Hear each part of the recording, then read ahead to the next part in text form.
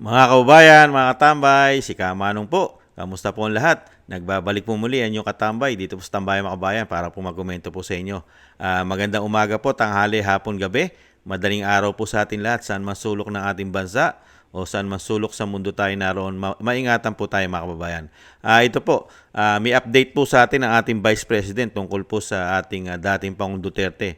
Nung nakarang araw po, ay in-update niya po na talagang ang dating Pangulong Duterte sa kabila ng maayos naman daw po. Kaya lang po, butot balat na. Ngayon naman po, nakakalungkot naman po na ang dating Pangulong Duterte ay nagbigay na po ng kanyang habilin sa kanya pong pamilya at syempre po sa mga Pilipino nagmamahal sa kanya. Painggan po natin ang Vice President kung ano po ang mga habilin ng ating dating Pangulong Duterte, mga kababayan. Ma'am, kamusta po si Tatay Digong sa inyong pagdalaw? Okay lang naman siya ngayon. He's not in the mood. Naiirita siya sa kuko niya eh. So, ginupit namin. Pinahiram kami ng guardia ng nail cutter. And ginupit namin yung kanyang kuko. And then he spent time yung para hindi siya, dili siya hait. So, ang ganyan na Alvin. Parang sinapile. Oh, yes. Spend time na in-nail file. And then, sabi ko nga, he's not in the mood. Nagbigay na siya ng kanyang mga huling habilin. Sabi niya, kung saan daw siya mamatay, doon daw siya i-cremate. Okay, so sabi niya, naman yan. Oo. sabi niya, kung mamatay daw siya dito sa Netherlands, wag na daw iuwi yung kanyang katawan sa Pilipinas. Ipa-cremate lang daw siya dito. Yung ashes na lang daw yung iuwi. Yun yung kanyang and then sabi ko i-discuss na lang natin sa susunod kasi hindi ako pro-cremation. Hindi ako pro-cremation, tapos siya pro-cremation siya. And then sabi ko sa kanya, so anong mangyayari nito kung kunwari hindi namin sundin yung habilin mo na i-cremate ka? Sabi ko, ilibing ka namin doon sa tabi ng tatay mo. Babalik ka ba? Sabi ko, babalik ka ba? Sabi niya, well, hindi naman, pero pag-isipan ko kung mumultuhin kita o hindi.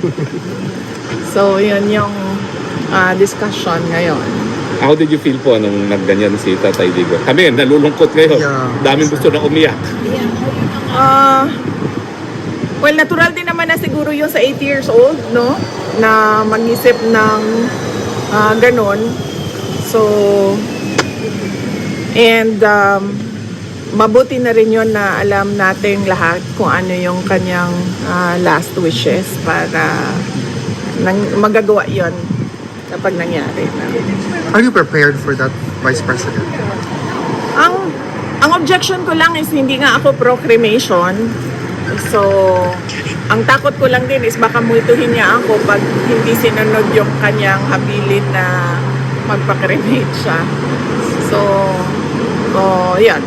Ma'am, once again, you've proven you're a woman of steel kasi yung dalawa mong kapatid na lalaki, very emotional pag nagkaganyan na si Tatay Digong. Where do you get the strength? Well, galing din siguro kay PRD. Diba, turo niya, ilang beses ko na rin nasabi na turo niya talaga na huwag umiyak. In fact, nung isang beses na bumisita kami dyan, na umiyak si Kitty, ay pinagalitan pa niya na sinabihan niya useless yung mga luha. Meron ba ho siyang rini-request meanwhile? Wala. Yun, yung pagputol ng kuko niya, ni-request yun. And then, yun lang naman.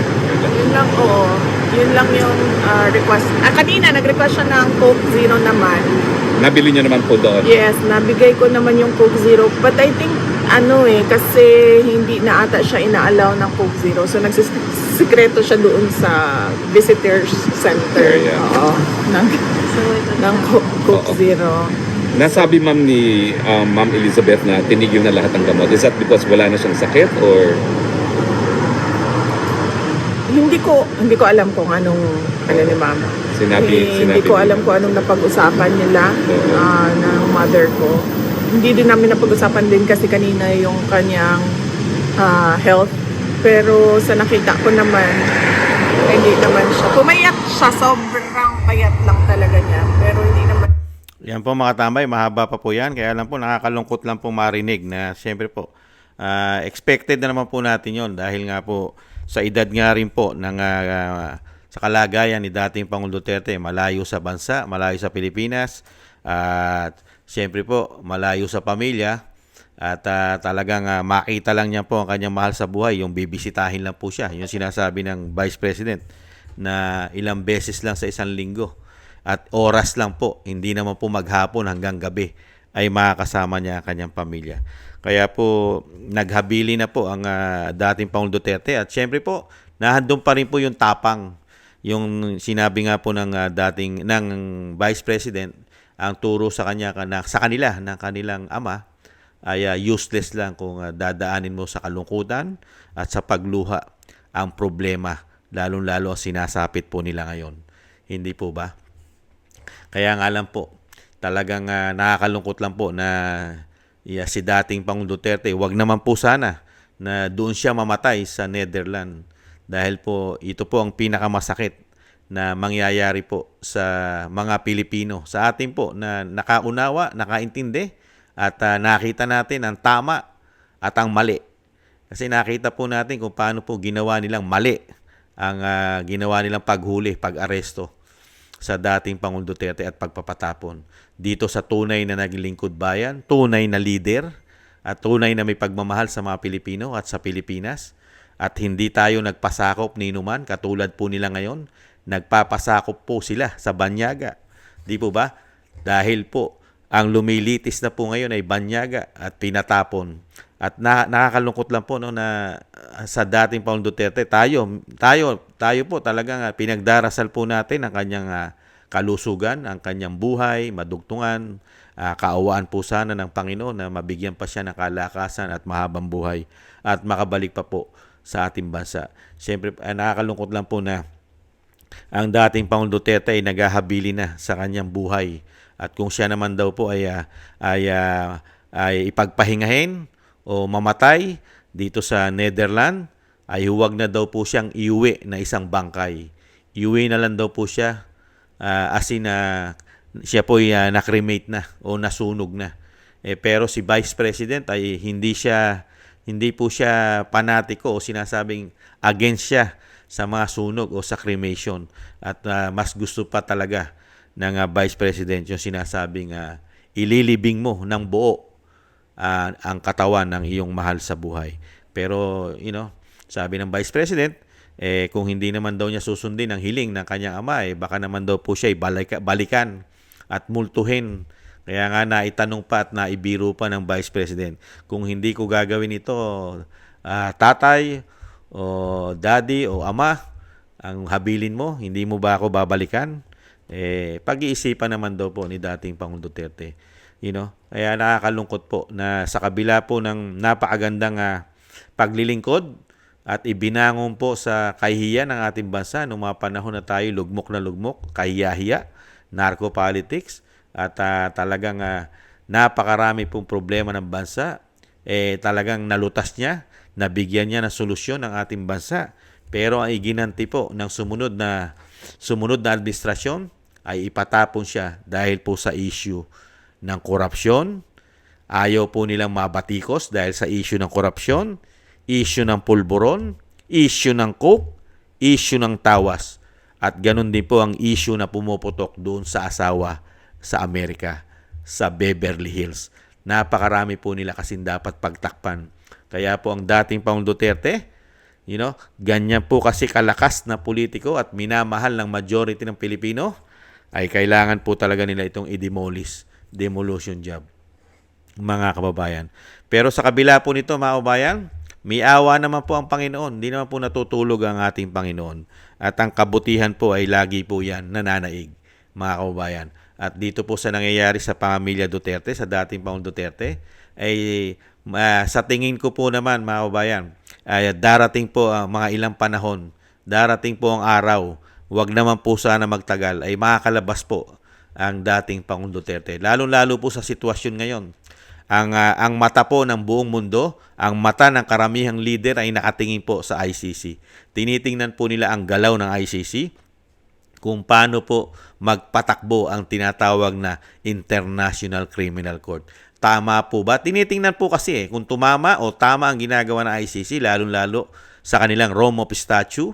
Alam po ng buong mundo yan kung sinusunod ng ICC o tama ba ang ginagawa ng ICC dito sa pag-aresto o paglilitis sa dating Pangulong Duterte. Kaya po mga kababayan, isama po natin sa dasal mga kababayan, nakakalungkot man po marinig sa ating Vice President. Alam naman po natin na matatag at matibay ang kalooban ng Duterte dahil sila po ay talagang tanggap, bawat kasi araw ay saka yung panahon, saka yung itinuro sa kanila ng dating Pangulong Duterte sa kanyang mga anak ay maging matatag at sinasabi na parang ipagpapasa Diyos na lang natin ang ating mga kapalaran. Parang ganun po eh. Lahat po sa kanila ay yung kapalaran nila, kung ano ang destiny, talagang ganun po ang parang lumalabas po. Kung ang destiny ng dating Pangulong Duterte ay pagpahingay siya sa Netherlands, ay dapat po ito matanggap ng kanyang pamilya, mga kababayan. Ganyan po. At wag malulungkot at wag luluha. Siyempre po, hindi po natin maiiwasan din ang lumuha at malungkot, lalo-lalo po kung nabigyan po tayo ng napakagaling na presidente sa ating bansa. Ikumpara mo po sa presidente ngayon. Yung presidente po ba ngayon ay maluluha ka pa? O kung siya man po ang pagpahingahin, marami po kayang Pilipino ang malulungkot at maluluha kung ang presidente po natin ngayon, yung ganyan po sitwasyon na nangyayari. Sige nga, marami kaya magsisimpatya kung ang Presidente Marcos ay nasa ICC at siya po ay naghihirap doon.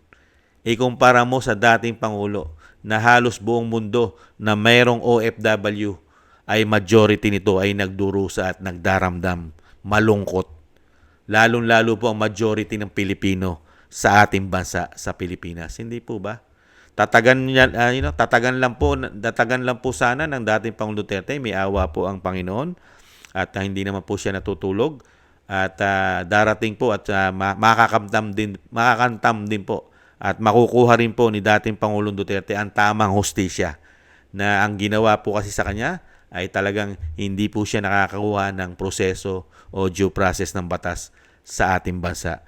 Sana po inaasikaso na po yan ng grupo ng legal team sa pangunguna po ni Attorney Kapman ay sana po ang ICC ay matauhan na po. Napakarami na pong problema ng ICC, mga kabayan. At lalo po sila mamumblema pag pinagpatuloy po nila ang paikipagsabuatan po sa ating gobyerno di umano sa pamumulitika sa pamilya Duterte, sa dating Pangulong Duterte. Lalo po sila magkakaproblema sa buong mundo. May problema na po sila sa Amerika. Napakarami na po nila sanction na natanggap at nakapris na po ang mga kayamanan nila. Mga kababayan, nakapris na. Lalo-lalo na po inabigyan po ng sanction, mga kababayan. Pagka hindi po nila ito tinigilan at hindi nila itinama ang kanilang Rome of Statute, ang kanilang paglilitis sa dating Pangulong Duterte, pupulutin po sila sa basurahan. Ang ICC ay pupulutin sa basurahan, mga kababayan. Wala na po magtitiwala riyan. Pagka ganyan po ang ginagawa nilang proseso ng batas na mismo sila ay hindi nila sinusunod ang kanilang Rome of Statutes. At wala pong jurisdiction sa ating bansa yan. Kaya malilintikan po yan. At dito naman po kay dating Pangulong Duterte, nakakalungkot po mga kabayan, isama po natin sa dasal na sana po ay huwag pong ipag-adya ng nasa itaas na pagpahingahin po. At doon po siya sinasabi magpahinga o mamatay sa Netherlands. Mas masarap po na mismo kung tayo pagpapahingahin at mamamatay, ay mas masarap po di hamak na sa sarili nating bansa. Hindi po ba? Sana po, mga kabayan, ay makonsensya rin po. Sana, makonsensya naman po. Kahit po ito yung mga bangag, di umano, tumitira ng pulburon, tumitira ng tawas, tumitira ng coke. Sana, makonsensya naman po itong tao na ito na nagpatapon sa kanya. Magkaroon naman po siya ng konsensya kahit po gamungguman lang at gaasin. Kahit po siya'y tumitira di umano ng pulburon at coke at tawas, ay magkaroon naman po siya kahit gamunggo, kahit gaasin na konsensya sa ginawa nila sa dating Pangulong Duterte. Mahirap po ang magsisi sa huli, mga kababayan. Yan din po ang nakikita ko diyan kay Pangulong Marcos. Mahirap po ang pagsisisi po ay nasa huli. Pwede pa po ninyo bawasan ang inyong ginawa na hindi tama sa mga Duterte. Mahirap pong magsisi sa huli. Mahirap pong galitin ng Pilipino. Nakita na po natin ang istorya. Lahat po ng inaapi, lalong-lalo po ang mga minamahal ng majority ng Pilipino ay nakita na po natin kung ano nangyari. Dahil nangyari na po yan sa ama ninyo, Mr. President. Nangyari na po sa ama nyo yan. Nung namatay po ang Aquino Sr., ano po nangyari sa pamilya nyo? Di po ba? Naipatapon po kayo? Di po ba? Gusto nyo po bang maulit muli sa inyo yan, Mr. President? Kung mangyari itong sinasabi na habili ni dating Pangulong Duterte, makonsensya naman po kayo. Gusto nyo po yatang balikan ang history na nangyari yata sa inyong pamilya. Komento ko lang po mga tambay. Ang pagsisisi po ay nasa huli. Kahit po kayo ay may issue ng tumitira at sumisinghot ng pulburon, di umano, at ng tawas at ng coke, mag-isip naman po kayo. Kahit po gaasin lang, gabutil ng munggo, pumasok po sana sa kokote nyo yung history ng pamilya po ninyo. Hindi po ba? Isama po natin sa dasal at panalangin, mga kabayan, nakakalungkot na balita na naghabili na po ng kanya pong buhay, ay hinabili na po sa kanyang mga anak sa sa Vice President at sa kanyang asawa na dating asawa na si Ma'am Elizabeth Zimmerman, mga kabayan. Maraming salamat po. Nakakalungkot man po na marinig po natin ang ganito po. Ay sama po natin ng maraming panalangin at dasal na sana po ay hindi po mangyari sa panahon po ngayon ang sinasabi ni dating Pangulong Duterte. Thank you po sa mga gusto po na ating tambayang makabayan sa YouTube at TikTok, at ganoon din po sa mga nagko-comment, like, share, and subscribe. At sa ating po mga subscribers, maraming salamat po mga kababayan. Mabuhay po kayo. Ingat po. At thank you rin po sa mga nagbibigay po ng tulong at biyaya. Shoutout po Kingston 123 ng Hong Kong, Eric Hercio ng Canada, Jake Yahoo 4531 ng Maisog, California, USA, Gina Ray Solidides ng Berlin, Germany, Julieta Celona ng Sydney, Australia, Baby Roman, Ate Isa ng Cagayan, si Jem Aris ng United Arab Emirates, Jovelyn Watanabe ng Japan, ako si Pilam, Ani Jo, Teodorico Erguisa Jr., si Arfel Villacorta, Wills Bubbles 5697, Rosalina RK, Team 888, Michelle Yamaguchi Vlog, at si Norma Garcia. Thank you po sa inyo mga kabayan sa mga biyaya po. Ingat po kayo, lalong-lalo po sa inyo pong mga paggawa.